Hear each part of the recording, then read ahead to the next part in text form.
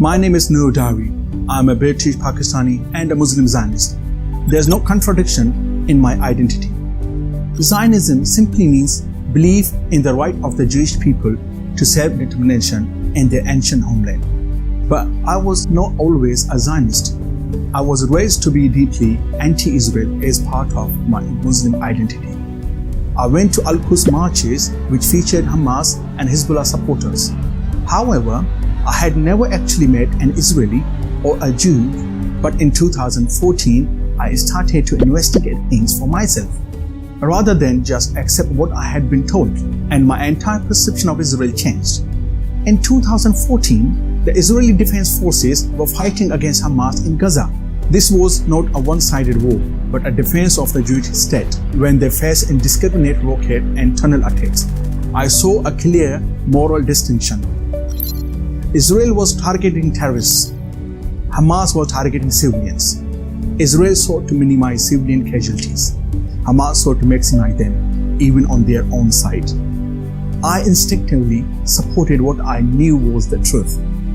I now proudly stand with the Jewish people and the state of Israel. The Jewish people is irrationally despised by much of the Muslim world because of their race, religion, and country. I now realize that Jews and Israelis are one of the most peace-seeking nations in the world. They have always been forced to defend their state since her establishment in 1948. History shows that Israel has not only defended herself in battle, but offered peace and territorial concessions to the very neighbors that once called for her destruction. It has been proven time and time again that Israel is ready to exchange disputed land so long as her enemies agree to indefinite peace. Israel has made many more compromises that has been rejected by the Palestinians and other neighboring Arab states. I have studied these wars. I have researched the entire conflict in my research. I have exchanged my views with hundreds of pro-Israel and anti-Israel colleagues throughout my intellectual journey.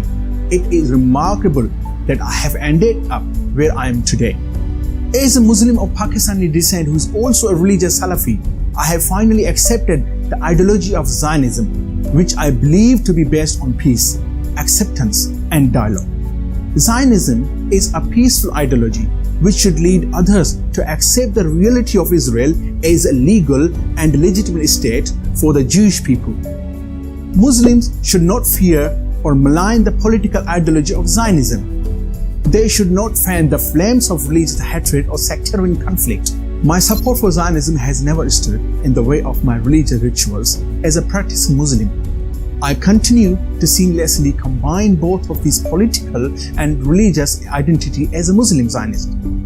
The political ideology of Zionism does not conflict with the faith of Islam, because Islam itself supports the guiding principle of Zionism, the right of the Jewish people to the Jewish state of Israel in the Holy Land. A close reading of the Quran shows that Islam supports the idea of the Jewish state. Allah said in the holy book of the Quran, chapter number 5, verse number 21, O my people the Jews, enter the Holy Land, which God has assigned unto you. And also in chapter number 17, verse number 104, and we said to the children of Israel afterwards, scatter and live in all over the world. And when the end of the world is near, we will gather you again into the promised land. The Palestinian refusal to accept the Jewish state is a refusal of a Quranic right even to the people of Israel. Palestinians who refuse to engage in the peace process are extremists and fanatics. Israel has never posed threat to the Muslim world, especially the Arab world. It was the Arab world that always started wars against Israel. Thankfully, the Arab countries of the Gulf are slowly realizing that Israel is not an enemy but a partner for regional peace and cooperation.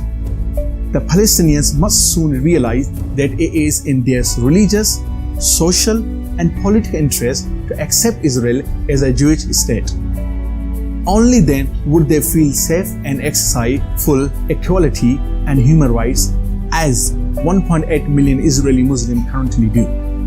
There is no solution to this conflict through war, hate, and terrorism, but through peace, love, and mutual understanding.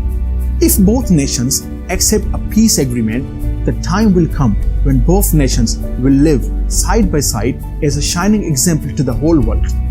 Then we shall know the true meaning of the book of Isaiah, where the prophet proclaims, "And he shall judge between the nations and reprove many peoples, and they shall beat their swords into plowshares and their spears in the pruning hooks. Nation shall not lift their swords against nation, neither shall they learn war anymore."